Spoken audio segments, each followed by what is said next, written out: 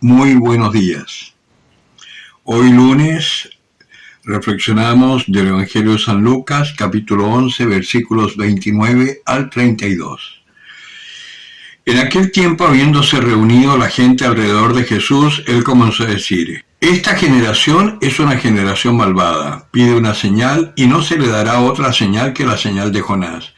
Porque así como Jonás fue señal para los ninivitas, así lo será el Hijo del Hombre para esta generación. La reina del mediodía se levantará en el juicio con los hombres de esta generación y los condenará, porque ella vino de los confines de la tierra a oír la sabiduría de Salomón, y aquí hay algo más que Salomón. Los ninivitas se levantarán en el juicio contra esta generación y la condenarán, porque ellos se convirtieron con la predicación de Jonás, y aquí hay algo más que Jonás. Palabra del Señor.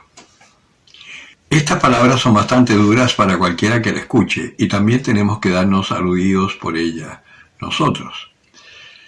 Porque si Jonás estuvo 3 días en el vientre de este Leviatán que lo devoró, la ballena, dicen algunos, al estilo de Pinocho. Como sea, son 3 días que estuvo, por así decir, sepultado en la muerte, para después anunciar una tremenda noticia para los ninivitas, que de oírla y convertirse iban a obtener grandes beneficios. Y Jesucristo también estuvo 3 días en la muerte, pero al tercer día resucitó de entre los muertos. Una vez me decía una niña pequeña que bastante sesuda, me decía: pero ¿cómo son 3 días? Si lo toman el viernes en la tarde, lo llevan donde Pilato el sábado en la mañana y resucita el domingo, no alcanzan a ser 3 días, son 2 días. Digo, no, pero es que es al tercer día. El primer día fue el viernes en la tarde, el segundo día fue el sábado y el tercer día fue el domingo cuando resucitó. No son 24 y 24 horas, sino que son 3 días, viernes, sábado y domingo. Al tercer día. Y ya lo vimos, Jesucristo efectivamente resucitó, y a todos los que le siguen y creen en él, el Señor les dio el poder para poder experimentar también en su propia vida la resurrección, que es lo que se supone que nosotros estamos experimentando día a día en nuestra vida. Este triunfo de Jesucristo sobre la muerte. Que no lo estás experimentando. ¿Y qué esperas entonces para empezar a hacer lo que el Señor te dice para que lo puedas experimentar? Oración, ayuno, limosna.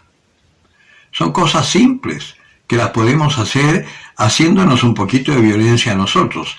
Ahora, si quieres tener una relación un poco más intensa, participa activamente en la iglesia. Entra en una comunidad de crecimiento en la fe. Yo recomiendo siempre el catecumenado porque es lo más básico y lo más profundo que hoy hay en la iglesia, lo más certero, y que es precisamente para aquellas personas que reconocen que tienen una fe débil y que no son capaces de hacer lo que el Señor les dice. El catecumenado es perfecto, porque el catecumenado parte desde el presupuesto que no tienes una fe adulta. Crees, como puede creer un musulmán, como puede creer un judío, como puede creer cualquier persona que crea en Dios, aunque ni siquiera se diga que es religioso o cristiano. Pero cree en Dios, un Dios prehistórico. Cree. Todo ser humano en realidad cree. Incluso los que se dicen ateos no creerán en Dios como entidad religiosa, creadora de todo, pero sí creen en su líder político, creen en su propia fuerza. Todos somos creyentes, porque el ser humano es un ser religioso. Pero los que nos decimos cristianos, tenemos que empezar a vivir en Él y a hacer las cosas que Él hace. Ya tenemos esta resurrección del Señor. Y fíjense que el Señor está hablando de la reina de Saba, esta mujer tan rica y tan sabia que vino incluso desde el oriente a ver a Salomón, porque estaba asombrada de la sabiduría que el Dios de Salomón, que no era el de ella, le había dado, y vino a escucharlo, porque tenía interés en conocer a ese Dios. No sabemos si se convirtió o no se convirtió, pero sabemos que vino a escucharlo. Y los ninivitas, solamente con la predicación de un profeta, que además en principio era un cobarde, pero no le quedó otra que hacer lo que Dios le había pedido, porque el Señor se las arregló para que pudiera cumplir con la misión, les predica la conversión y les dice que si no se convierten, será destruida Nínive, y como ellos sí se arrepintieron y se convirtieron de hacer las brutalidades que hacían, es que Nínive no fue destruida.